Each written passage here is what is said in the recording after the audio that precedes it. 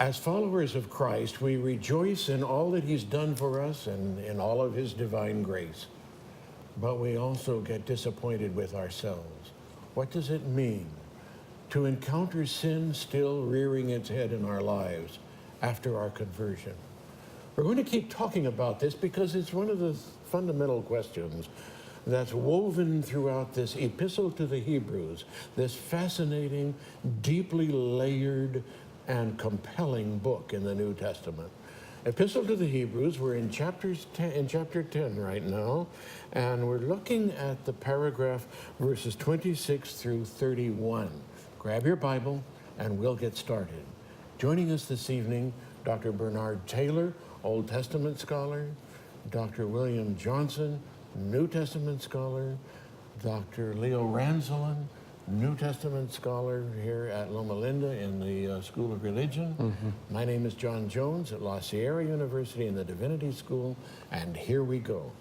We were talking last time about this paragraph that begins in verse 26, and we just found that as difficult as it was, and as many challenges as it poses, nonetheless, we still need to stay with it a little longer and unpack any remaining aspects that we'd like to focus on. Leo, start us off, reference whatever you like, and we'll go from there. I'd like to draw a connection between 10, 26, and 31 and what we said beforehand, and suggest this. Because he underscores in verse 24 and 25 the importance of encouraging one another and gathering together on a regular basis within the community of believers. And we've seen this motif of exhortation, the word here is parakaleo, before, encourage one another, I think back in chapter 3. And so here we have it again. And so the Christian walk is something done socially within the community. And could it be that this warning, just on the heels of having said that, is one could say that if you do not assemble together on a regular basis, where you encourage one another to love and good works, and you build one another up, that this is a possibility that could happen. Remember he said earlier, he was concerned in one of the other, I think the very first warning passage, that they might drift away. And if you don't go to church on a regular basis and are nourished by our saints, it's possible you could drift away. And I think this author is concerned about that. The other thing I'd like to say is, as we've said before, this is a difficult text. It is a fearful thing to fall into the hands of the living God. And I think part of this passage that we read last time also has this lesser to the greater motif. Because he says, look, anybody who rejects the law of Moses dies on the testimony of 2 or 3 witnesses. That's the lesser, if you will. The greater is if you trample underfoot the Son of God, if you consider unclean the blood of the covenant, and if you insult the Spirit of grace, that's the greater sin, if you will. And what awaits someone is quite ominous. And again, I think goes back to perhaps an earlier text. How shall we escape if we neglect so great of a salvation? So, in the prologue, the author says, the definitive revelation of who God is given in the Son, in the person and work of Jesus Christ. And that seems to carry with it a greater responsibility on the part of those who are exposed to the proclamation of the gospel. Does it not? Yeah, well said. Thank you, Leo. The last time, Bernard made a very good point, where he said, it's conditional. Nothing is predetermined. God has not said, I'm going to mark these people for damnation and these people for salvation. It's if we sin willfully. Right. So it depends on us. Okay, God is still a same loving God, regardless of our attitude toward Him. It's a very difficult passage. The language seems so harsh, but it is, in many ways, it echoes what we found earlier in 6:4-6. And there is another short passage coming up in chapter 12, 15 to 17, where we'll talk about Esau, who despised his birthright, notice despised, and found no place for repentance. Similar ideas here. Yeah. In other words, the warning is, don't take lightly the sacrifice of Jesus. Yeah. Yeah. Well said. Yeah. Good. Bernard. Yeah. This is, while in our Bibles it's paragraphed, it's still part of the exhortation. Yeah. The negative side of the exhortation. But when there is the openness that all within his hearing face this possibility, potentiality, that for whatever reason there may be such a decision that is made, and all of this is true, and verse 31 isn't the end of it. No, that's important. There is more to come. That's right. Yeah. And so I think that is giving him a freedom to present as starkly as he does to everybody, that this is a matter of grave concern and of grave consequences, the decision that is made.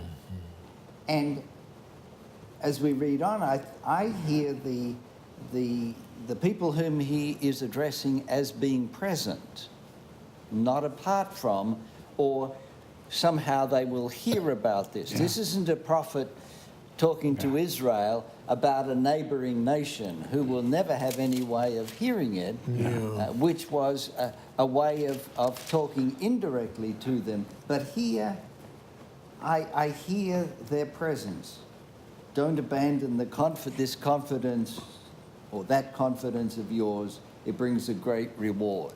So here is the encouragement, the impersonal nature of the we, because he's an equal opportunity offender, but at the same time, it can be pressed harshly, and in our society, we are not comfortable with that sort of message, and I have no hankering for it either as a preacher to deliver it or as a member to hear it, but this is something, and now there has been a lot that has been said, and now the implications of that are being drawn in. Yeah, and they are subtle implications on a certain level, aren't they?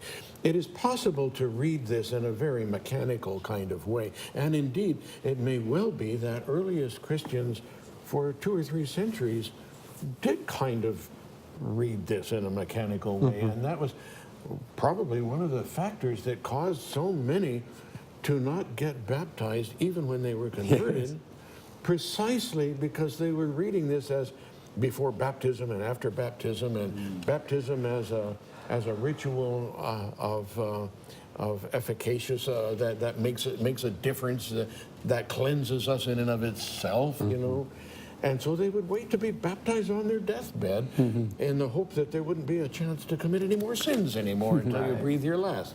And that whole kind of mechanical thinking turns the problem of sin into a problem merely of sins, which is a very different level.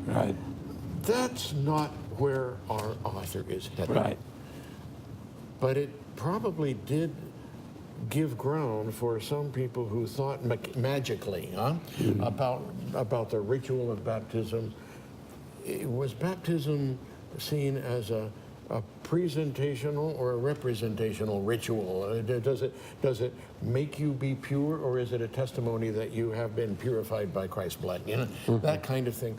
And we still bump into those feelings in our hearts too. We're baptized maybe years ago.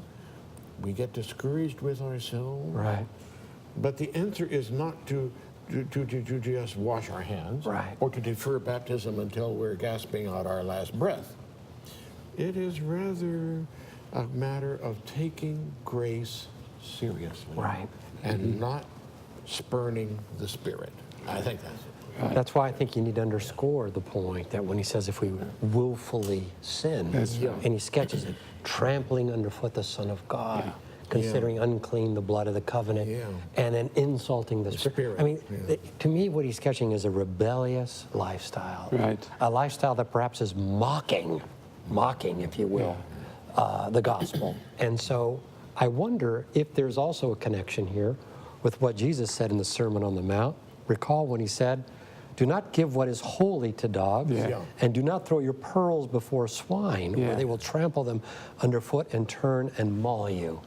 I think there might be a connection even with Jesus here, where Jesus says the gospel is such a sacred thing that if you encounter those who mock you, rebel you, and seek to maul you, then you need to take that into consideration in your preaching of the gospel, seems to me. Yeah, I have to say this, forgive me. Today, there's so much talk about religion. About what? Religion and about Christianity. Talk, especially in the United States.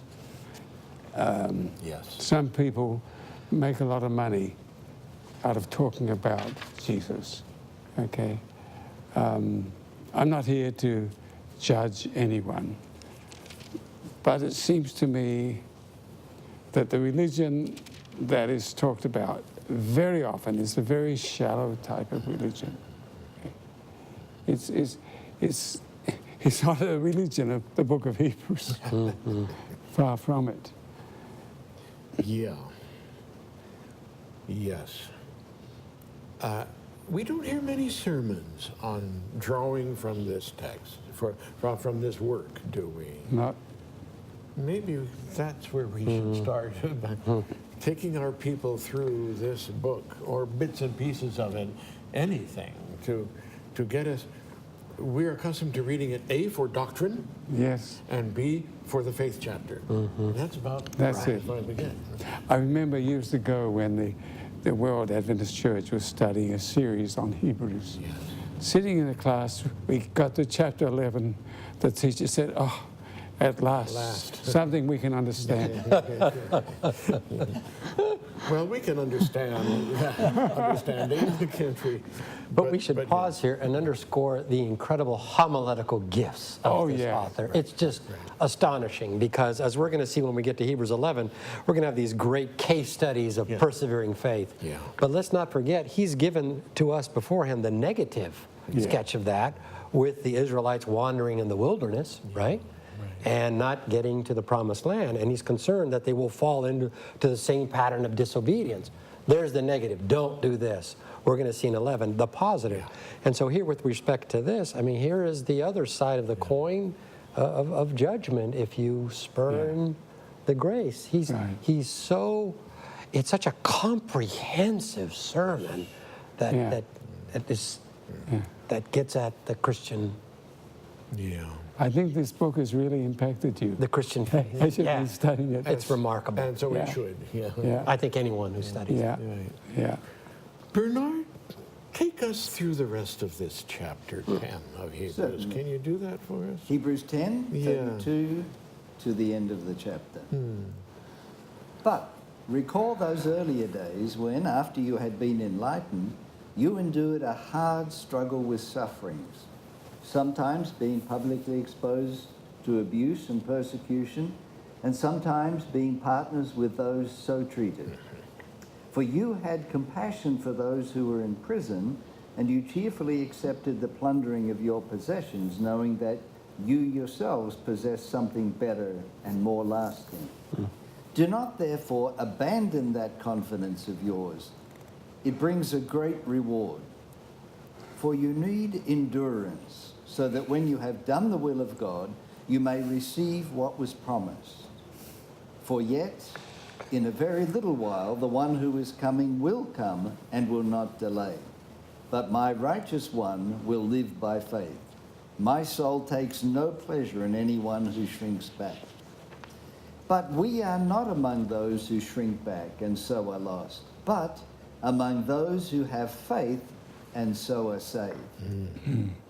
The New Revised Standard, and it's a text you're reading from, isn't it? And an extremely helpful one. Our viewers may have other versions equally good. Match them up. If you have more than one, open them up and put them side by side. You will find that it is enriching to compare them. But the NRSV is helpful on many levels, and we who work with the text often work with that one. So here we are. Again, another corner. It takes another direction. Right. How do we avoid this problem? Right. Well, look back. Yeah. Remember. Yeah. There's a continuity to the Christian life. Where does that bring us out finally? Where do we go from here now? This paragraph. When he says remember, he's looking back at their experience, perhaps shortly after they've embraced the faith. Yeah. And he sketches what they've gone through, right? They've lost their property. Some have been in prison. Some have been publicly reproached and gone through afflictions and persecutions. I mean, this is the one text that really sketches the kind of hardship and suffering that they've gone through, right? Because he says, after you had been enlightened, look what you've gone through. And for me, the sense is, you were faithful and steadfast in the midst of all that hardship and suffering. Remember that, okay? As you now face perhaps this current crisis that you're going through of maybe drifting away. Now, I don't know how my panelists feel, but it seems to me I think this may have been written to house churches in Rome, and this could be Claudius's edict in 49, in which he asked those Jewish Christians to leave. Could it be that he's looking back at that? Hard to know for sure, but it seems that that's a distinct possibility. It could fit. Yeah, it's the picture we have of those early days of the church. It moves me quite a bit, my friends. You know, he talks about you endured a great struggle with sufferings, you know? And then what did they go through? They were made a spectacle to the society around them. Okay? And they were singled out. They were scoffed. They were scorned. Some were thrown into jail. But if they were not thrown into jail, they identified with those who were. That's interesting, isn't it? Isn't it? Yeah. They didn't sort of hide. They proclaimed to society that they were followers of Jesus. So he's reminding them of this. And I find it very, very moving. He says, you had compassion on the prisoners. Okay? And remember, the prisoners are in chains. And they accepted the plundering of their goods. So, you know, these men and women went through a terrible time. Yeah. Loss of freedom, you know, loss of liberty, loss of their possessions, but faithful to Jesus, their Savior and Lord. That was an acute situation in the first century. It didn't end there. There are countries and societies still today in which people experience imprisonment precisely on the basis of their Christian faith. I am personally acquainted with several people who within the last few decades have had their houses plundered and their furniture and possessions thrown out on the street precisely because they were Christians. Now, we have to say in passing and acknowledge, because it's true, that Christians' hands are not altogether clean in this regard. There has been prejudice and persecution both directions. But certainly this picture that is painted is one that has endured over 2,000 years and still sometimes happens in some places still today. It's a heartbreaking story, and yet the courage, the quiet, steadfast courage of those who have stood up in the face of that continues to inspire us across the years and around the world. One of the things that I think all of us face as pastors and ministers is this notion, and I faced it when I pastored, that the Christian walk is not characterized by hardship and suffering. As a matter of fact, you've had people who, when they do go through those experiences, wonder what in the world is God up to that he's allowing me to go through these kinds of experiences. And it seems to me that this homily underscores quite powerfully, if you will, and I think 1 Peter does too, that the Christian walk is characterized by hardship and suffering as we make this pilgrimage to the heavenly country. You could almost argue that it's maybe part of the fabric of the Christian walk itself, that hardship and suffering are going to be, at one point in time, part of our experience. And so we should not be too surprised, right, when we go through those kinds of experiences. But it is alien to the thinking of most people in our society, and to the messages they hear from the pulpit. Some of the big preachers, who have, mega churches, huge followings. Their preaching is, you'll feel good, you'll prosper, you'll have a good time if you follow Jesus. If you follow what I tell you about Jesus. But the gospel, or the message of the fellowship of suffering, joining in the sufferings of Jesus, which is part of the New Testament, part of Paul's, that is absent. It is totally absent from what you hear in those mega churches. Now, I'm not a person who delights in suffering, not at all. I like it easy, okay, like the rest. But, suffering has a value in God's purpose. Paul has, I think in Colossians, has some interesting expressions, and in Philippians. He talks about filling up what is lacking at the sufferings of Christ in his own body. He identifies with Christ in his sufferings. And so he's going to, what is left over that Jesus didn't take on, he wants to take on. Some people today would say, that sounds unhealthy. Okay? And so you're delighting in persecution. Well, if you see the whole picture, I don't think that's the case at all. He is so closely identified with Christ, the Christ life and the Christ death. And here in Hebrews, and doesn't it also have an unrealistic sense to it as well? Because he says they welcome with joy the plundering of their property. What kind of sentiment is that? Knowing, right, that they had a better possession and an abiding one. That sense of expectation, that hope of the promise of what comes allows them to welcome with joy the plundering of their property. Just an incredible sentiment, really, that I struggle to understand. Don't spurn the spirit, but you can spurn the possessions. I hear the preacher's heart coming out here because nobody's being excluded. There is no one being isolated and some are better than others or something like that. But all receive the same blessing. But don't abandon the confidence of yours that brings great reward, for you need endurance. It's not that the apostle is suggesting that somehow they have not understood. He accepts that to this point they have been faithful believers. And he points them to stay the course. So if there's more, it'll be more of the same sort.